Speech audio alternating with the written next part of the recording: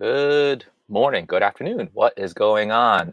Today, I'm going to be talking about whether it makes sense financially to attend PT school in the New York City area. Because speaking as a first year student at Mercy College now, I thought it'd be a great idea to just talk about the finances, what the ramifications are if you do choose to decide to go down this path, because a lot of times we don't. So, if you don't know who I am, my name is Armando Gong. This is episode 4 of the Thriving Student Physical Therapist Show. And let's get to it. So, are New York City PT schools worth it? And I think there are a lot of factors that play into when you are making this decision for yourself, how you go about it. First of all, it's like I feel, at least speaking from experience, at least and talking to the classmates and going through my own journey, a lot of times when you're picking a career or choosing, in this case, PT school and grad school, we don't really like go into like the finances of whether it makes sense for us in the long run. And it's very good to think of it as an investment in your future, because ultimately you are spending a lot of money for PT school. And I'm going to go break down into the numbers of how much we're talking about, at least in terms of tuition for each school, because the more you're aware of how much something costs, the more you're aware of how you can either make it fit into your life, whether it is worth it in your career, and even if it's a lot of money, like how can we go about addressing it? Because ultimately, money is just a tool for us to live our life. And I feel that it's good to think of it as an investment, because that way you can see how you can make this investment work for yourself rather than going into it blindly, assuming that everything will take care of itself in the long run and go from there. So, the biggest thing I feel that a lot of people go into PT school is that, hey, morning, Casey, is that like we don't actually know how much money it costs. We don't know how much money we're going to earn. We don't know how we're going to survive in school, because the area we might be living in, especially in New York City, is going to cost a lot of money, or we don't even know how much money it will cost. And therefore, having a clearer sense of what the financials mean for you is good, because it allows you to better prepare yourself to make the correct decision for yourself. Everybody's situation is different, right? The best way we can address every situation is to have the most information to us, make the choices for ourselves, and go from there. Because I know for a lot of people, the situation is somewhat murky. For me, I knew I wanted to do PT. I just decided to just apply, and then I'm assuming that maybe being a outpatient physical therapist will work out in the long run. But as you dig more and more into the numbers, it's like, does it work out for you? And does it work out for you in your current circumstances where you're going to PT school for like 3 years? Can you make that work? How are you going to live? How are you going to pay for everything? And it's good to just have these numbers for you, so that when you make the decision, you are best equipped with all the information. So we're going to talk about just the finances of the New York City PT schools and how they're what they entail. So this, oh, let me actually bring this up a little bit better. Oops. So there's 13 PT schools in the New York City area, and I've listed all the tuition here, and we're just talking strictly about the tuition, because there are also going to be a lot of fees and whatnot that go about into attending PT school, whether that's books, administration fees, program fees, and whatnot. And I think for the sake of this discussion, I'm just going to talk about tuition, because that makes up a big bulk of what will entail how much you're going to borrow. And if I left out one of the schools that you see, like, please, let me know. I'm more than willing to like update this information, but here are 13 schools that are in the in the New York City area that is within driving distance, about 1 hour for commuting time. And you can see like the tuition ranges really dramatically, going from like the CUNYs, which start off at the low end, about $60,000 roughly total for your attending school there for 3 years. That's pretty low across, I feel like, a lot of areas. But then you also have like really high end, whereas like for LIU is $181,000. That's like crazy, like how there's such a big difference in the tuition that you need to pay to attend PT school, where ultimately you are going to graduate with the same certification, with the same license, between all these different schools. There, I'm not going to go into like the pros and cons of each school because that's outside the scope of this video, but each school has their own merits, and it's up to you to decide whether you are willing to pay the price to attend that specific school. For just for context, I attend Mercy College, which is kind of in the middle here at like 105,000 for 3 years. But when you look at it, like ultimately, I decided to basically take the median of all the schools because I feel like that's a much more representative uh, number to use in order to determine whether it is worth it for you to attend school at like 120,000, which I would argue is probably in the middle of the ballpark for a lot of other schools. Again, this is not counting for extra book fees, extra program fees, and whatnot, but this is a good number to basically start off with.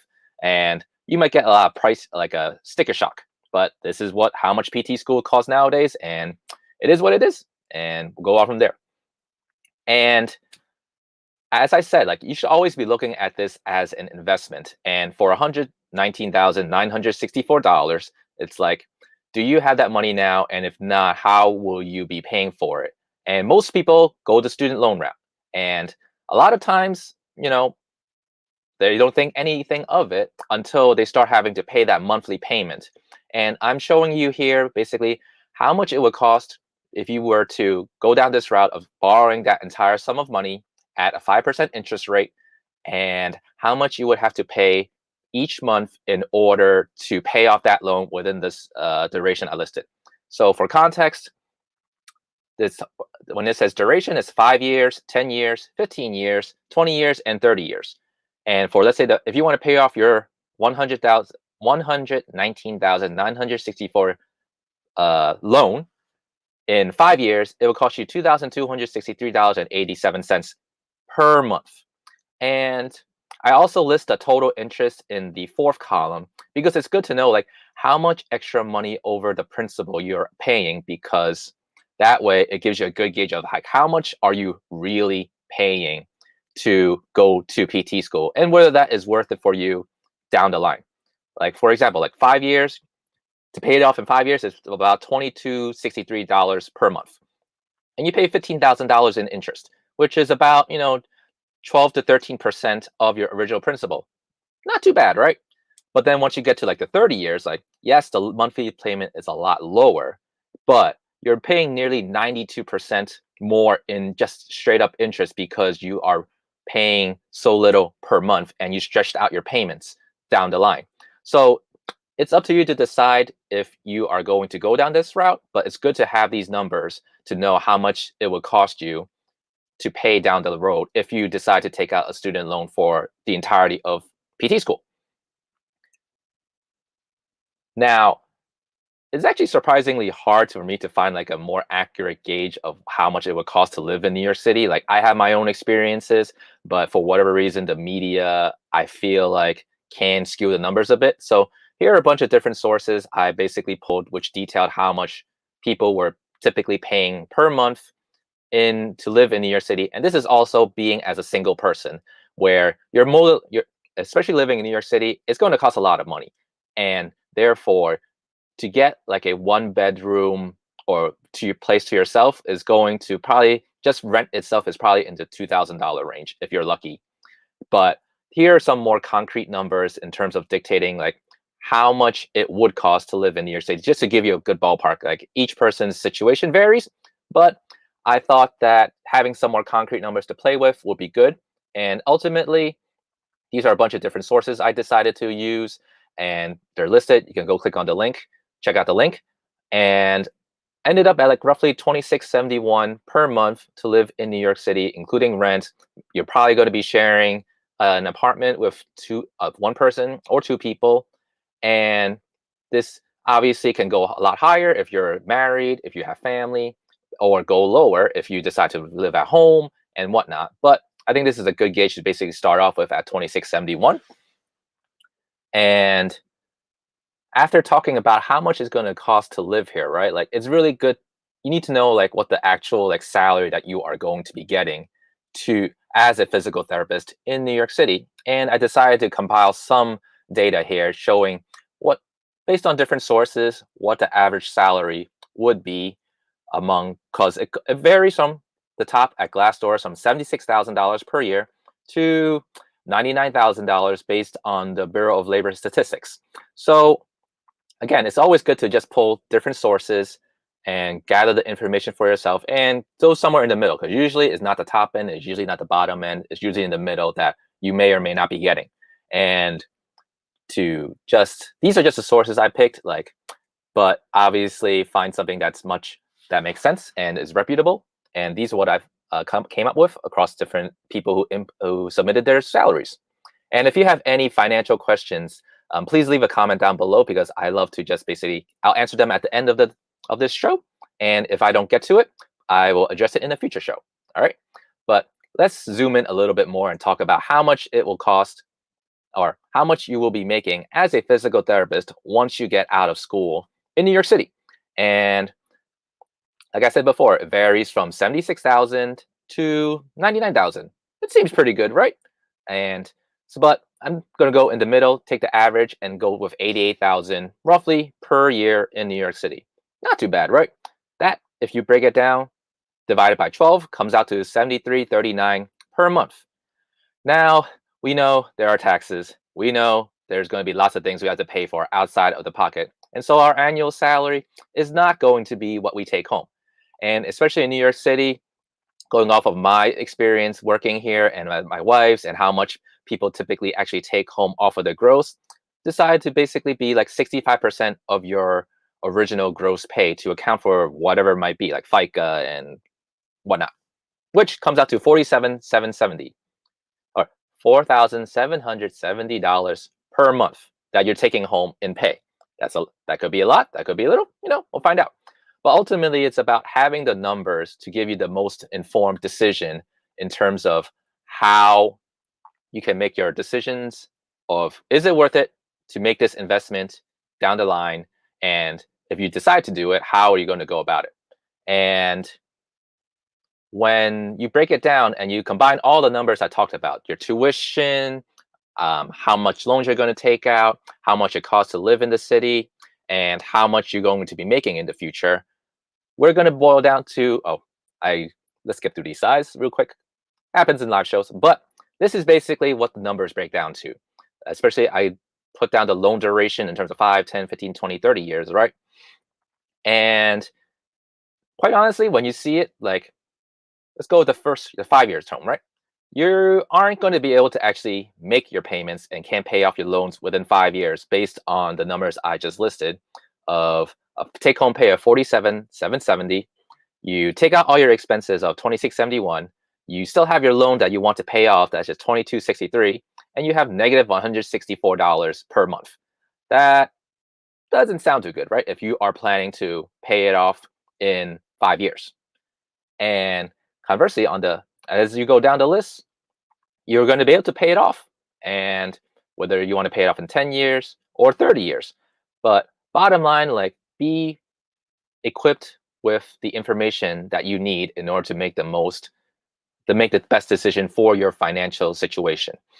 And it's good to have these numbers. I know as an undergrad, I never had these numbers going through my engineering school.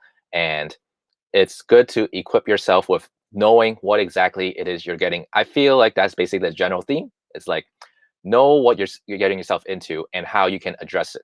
And leave a comment below if you got something out of this so far. But ultimately, let me go back one slide real quick. But I think you can take for it how it will. I like to just basically present this information. People can make the decision for themselves whether it is worth it to go to a PT school in New York City, if they are either willing to take on the loans or find other ways to address it. And so taking on student loan is not the end of the world. There are lots of other ways to address whether different ends of the spectrum, whether that is your income, whether that's your expenses, whether that is your loan amount. There are lots of different ways you can address this, right? So, for example, you can go for a cheaper tuition school. I listed 2 examples in Hunter College and CUNY Staten Island of having a lot of cheaper tuition. And that's one way that you could go about by finding the cheapest option for you, but also acknowledging that most of the time these schools are a bit more competitive because they are cheaper. Therefore, they have a wider applicant pool. Most likely, they are going to be having more people to choose from because they're being more selective because everyone knows they're cheap. And ultimately, we're coming out the same license. So that's one thing, like finding ways to make it cheaper for you to attend school. And another way is to basically have a smaller loan amount. And you can go about doing this in multiple different ways, whether that's working part-time through school, whether that is finding scholarships, whether that is, honestly, like that, those are the two things that come up to mind. But ultimately, like borrowing less, saving more, and not taking out as big of a loan dramatically decreases how much you do have to pay back. And third, like we're talking about earnings, right? And another way is to increase the amount that you are earning, whether that is, again, taking on a part-time job, whether that is working side hustles, like that seems like the big thing nowadays. It's like the consumer or the creator economy. You can basically create what it is that you want to create, whether that is passive income, whether that's investing, whether that is just working your butt off during school so that you don't have to you earn you increase the amount that you are earning, whether even as during PT school or even after PT school. And the more you're able to have different diversified income streams, the better it is. And I'm probably going to talk about how I approach, like, at least my undergrad and like what I do to basically earn money. And I'll do that in a new video. And if that's something you're interested in, leave a comment down below. But ultimately, it's up to you to decide whether taking on the amount of money that you are going to go to PT school is worth it for you. And so, like, ultimately, like this next month, I'm going to be talking more about the finances that deal with PT school, whether that is if you are in PT school right now, but you feel really stuck in terms of like the amount of money can be very overwhelming. Like, what exactly can you do now in terms of like setting a budget, figuring out how you pay for stuff? What kind of income streams are there that you can go get into and how you go about doing it and what are the best choices? Because I know that financial literacy among students is not necessarily on the top of their heads, but it's very important to be financially literate because ultimately PT school is a numbers game. How much are you willing to pay to go to? What are you going to use with your degree? Because it's up to you to decide whether that salary is worth it for you and the skills that you gain from it and what can you do with that degree to set yourself up for the future. And it's good to just have these financial talks. And I'm going to be talking about more about this in the next month, just talking about especially my own journey with my own finances and how I never learned anything in school. And I thought it'd be good to share, at least with my classmates and other people who are thinking of going into PT school, the financial ramifications of making this decision. And so, next week, talking about more finances. And leave a comment below if there's something that you want answered that I hadn't gotten to in this chat. And that's it. I hope you guys got something out of it. And leave a comment below for exactly what it is that you got out of it. And I'll chat with you next Tuesday at 9 Pacific, 12 Eastern. All right. Take it easy. Bye-bye.